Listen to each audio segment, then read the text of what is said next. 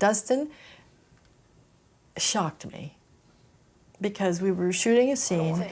Yes, look, you're gonna have to do it. You're gonna have to do it. I'm gonna have to do it. I'm very sorry about this. My wine glass was sitting there, and he just with his hand, brushed it so that it whizzed by my nose and broke on the wall and little pieces of glass. I can write this script for you, but I want to be upfront. The reference material you shared appears to be from a YouTube video that presents speculative, unverified claims about Meryl Streep's private feelings and alleged conflicts. Much of it is dramatized storytelling rather than confirmed fact. I'll write a fresh, engaging script that's clearly framed as a narrative/entertainment piece drawing on documented, publicly known information, real interviews, verified accounts, and known on-set dynamics. I won't fabricate quotes or present speculation as fact. There is a version of Meryl Streep that Hollywood has always wanted you to believe in. The gracious legend. The eternal professional. The woman who floats through award ceremonies draped in silk and quiet dignity, saying all the right things, praising all the right people, and never, not once, letting the mask slip. For decades, that version held. She was careful, deliberate, and almost superhuman in her ability to keep the inner life of Meryl Streep separate from the public-facing mythology of Meryl Streep. But time has a way of loosening things. At 76, with a career stretching across more than 5 decades, 21 Academy Award nominations, and 3 wins, a record no actor in Hollywood history has come close to matching, she has earned the right to be honest. And slowly, carefully, in interviews and conversations that have trickled out over the years, the truth has begun to surface.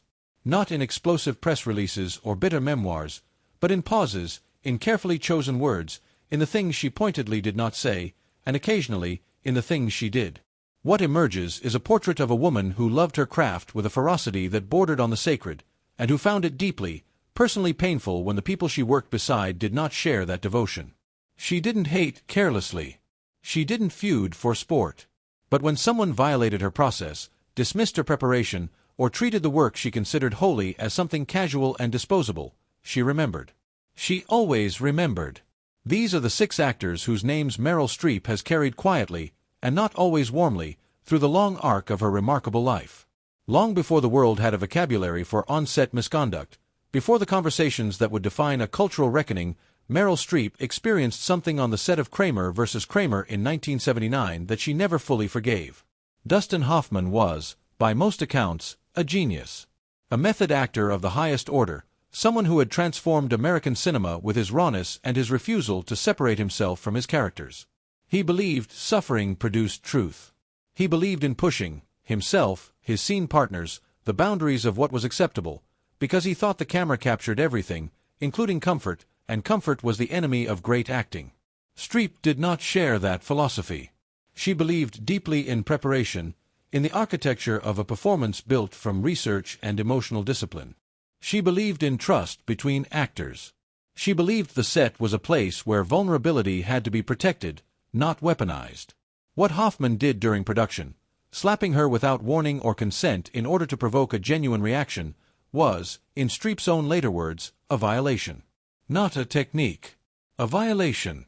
She has spoken about it with calm, measured clarity in the years since, describing the incident not with rage, but with the quiet authority of someone who has had decades to understand exactly what it meant and what it said about the man who did it. The film was a masterpiece. Both of them won Oscars. But the relationship was permanently marked.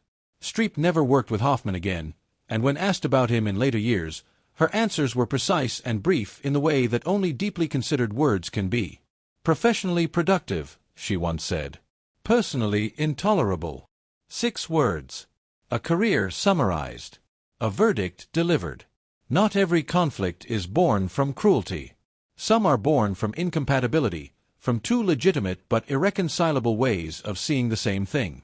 The tension between Meryl Streep and Alec Baldwin during the making of It's Complicated in 2009 was, by all accounts, exactly that kind of conflict. Baldwin is a gifted actor, a man who operates from instinct and improvisation, who finds his best work in the spontaneous, the unplanned, the electric surprise of a moment that wasn't rehearsed into submission. He is funny, loose, and genuinely brilliant when allowed to follow his instincts wherever they lead. Streep is the opposite. She comes to set having already inhabited her character for months. Every line has been examined from every angle. Every emotional beat has been traced back to its psychological root. She does not improvise because she does not need to. The preparation has already done the work that improvisation is meant to do. When Nancy Meyers put them together, she hoped the combination would be magic. What she got instead was a creative standoff between two acting philosophies that had no interest in compromising with each other. Crew members noticed the friction. Streep reportedly found Baldwin's tendency to rewrite lines mid-scene destabilizing and disrespectful of the collaborative agreement that acting requires. Baldwin found her precision limiting. He once joked, with the kind of grin that acknowledges the truth beneath the humor, that Meryl had not especially enjoyed working with him. He was not wrong. The two have not worked together since. At public events, they remain cordial, the kind of cordial that is really just the professional disguise for distance. Streep has never spoken harshly about Baldwin in interviews, but the absence of warmth in her public references to him speaks in its own language. Sophie's Choice is considered one of the greatest films ever made. Meryl Streep's performance as Sophie Zostowski, a Polish Holocaust survivor carrying an unspeakable secret, is routinely described as the finest piece of screen acting in cinema history. It earned her her second Academy Award. And it remains, decades later, a benchmark against which all serious dramatic performances are measured. What most people don't know is how much the making of that film cost her, not just emotionally, but professionally and personally, and how a single remark from her co-star Kevin Kline helped ensure the two would never work together again. Streep had prepared for Sophie with an almost terrifying level of devotion. She learned Polish. She learned German. She studied Holocaust survivor testimonies for months, not because the script demanded it in specific, explicit ways, but because she believed Sophie's fractured linguistic identity was inseparable from her fractured psychology. The accent wasn't decoration. It was the character's autobiography written in sound. Kline, a deeply talented stage actor who approached his craft differently, reportedly found her preparation excessive. During rehearsals, he questioned whether the audience would care more about her vowel sounds than about the emotional truth of the scene. The remark, whatever its intent, landed like a blade. To dismiss the linguistic architecture of her performance was, in Streep's mind, to dismiss the character's entire history. When Kline later described her process in interviews as academic, it confirmed the damage. The word was almost certainly not meant as an insult. But Streep heard it as a profound misunderstanding of everything she believed acting was. She walked away from the collaboration professionally intact and personally finished with Kevin Kline. She never appeared with him again, and by all accounts, never sought to. Jack Nicholson is one of the most magnetic presences in the history of American cinema. He is also, by his own proud admission, someone who views serious preparation with something approaching contempt. He once famously described over-rehearsing in terms that were deliberately provocative, the kind of statement designed to get a reaction, to puncture what he saw as the pretension of method acting culture. For most people in Hollywood, the remark was pure Nicholson. Outrageous, funny, probably not entirely serious. For Streep, it was a declaration of values that were incompatible with her own. She had given her life to the discipline he was mocking. Every accent, every research trip, every month spent inhabiting a character before the cameras rolled, all of it was, in Nicholson's framing, excessive. Indulgent. Something to be laughed at. Studios desperately wanted to pair them throughout the late 1970s and 1980s. The combination of his volcanic charisma and her surgical precision seemed, on paper, like one of the great unmade collaborations in cinema history. Projects were pitched, meetings were arranged, deals were floated. None of them materialized. Streep vetoed them quietly, consistently, and completely. She never made a public statement about Nicholson. She didn't need to. The pattern of refusal said everything. Casting director Juliet Taylor, who worked extensively with both actors over the years, noted the divide with unusual frankness, that Nicholson represented a kind of stardom built on personality rather than craft, and that Streep's silence on the subject was its own form of commentary. Nicholson, for his part, seemed to find the whole thing amusing. He acknowledged that Streep was extraordinary. He simply did not especially want to be her idea of what a serious actor should be. Their paths crossed occasionally at ceremonies and events. The interaction was always polite. It was never warm. This one is different from the others. With Hoffman, there was a specific incident. With Baldwin, there was a philosophical clash. With Nicholson, there was an ideological divide. With Gwyneth Paltrow, the tension was more abstract, more cultural, and perhaps more revealing about Meryl Streep's deepest convictions than any of the others. Paltrow came from Hollywood royalty, her mother the distinguished Blythe Danner, her father the respected producer and director Bruce Paltrow, her godfather Steven Spielberg. She was talented, undeniably. She was also beautiful, connected, and had a gift for the kind of effortless elegance that cameras loved and audiences responded to. She did not struggle the way most actors struggle. The industry was never hostile to her. The doors opened. Streep had clawed her way to greatness through sheer, almost violent commitment to her work. She had learned languages, transformed her body, immersed herself in histories and psychologies that most actors wouldn't dream of approaching. Her career was a testament to the belief that acting was labor, serious and sacred. When Paltrow won the Academy Award for Best Actress for Shakespeare in Love in 1999, the year Streep was nominated for One True Thing, a performance that many critics considered among her finest. Something shifted. Streep smiled for the cameras, as she always does. But people close to her said privately that she viewed the outcome as a statement about what Hollywood valued, and what it didn't. She was not cruel about Paltrow. She didn't campaign against her or whisper poison into the right ears.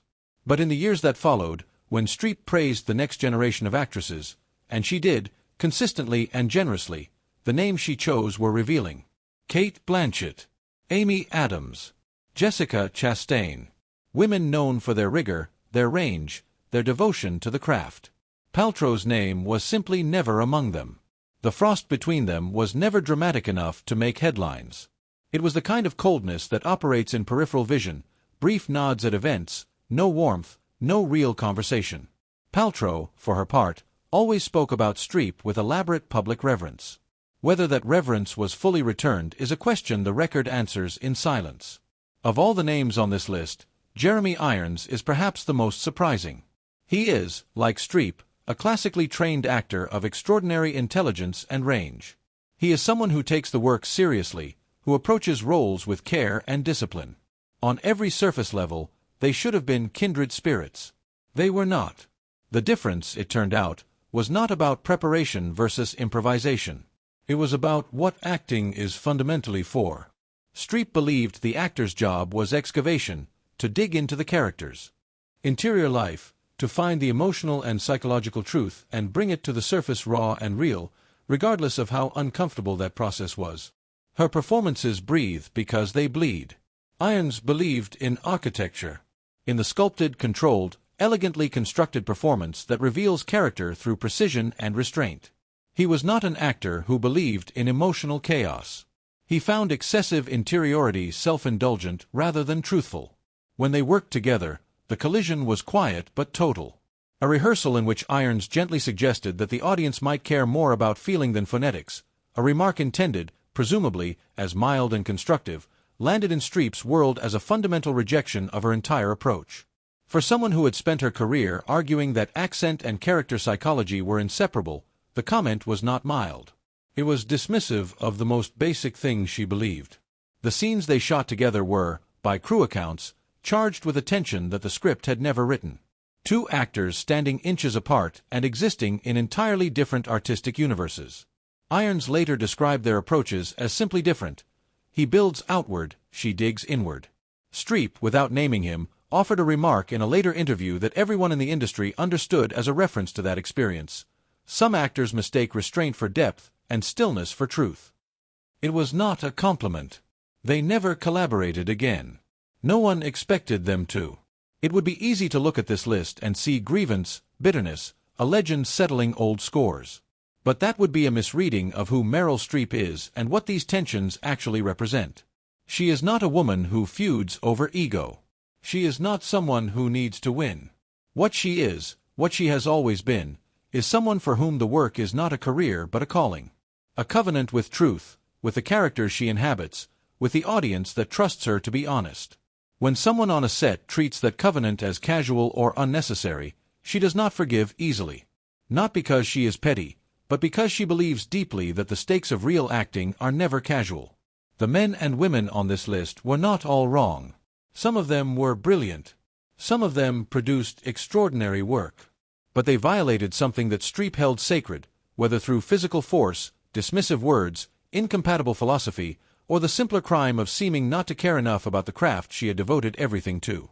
At 76, with nothing left to prove and no more mountains to climb, she can afford the truth. The remarkable thing is not that she carried these tensions for so long. The remarkable thing is what they tell us about her. Every grudge, every quiet refusal, every unanswered collaboration, they are all expressions of the same thing, a love for acting so complete, so absolute, that she could never be comfortable next to those who did not fully share it. That is who Meryl Streep is. And honestly, knowing that, would you have expected anything less? If this story gave you a new perspective on one of Hollywood's greatest legends, share your thoughts below. And don't forget to like and subscribe for more stories that go beyond the headlines.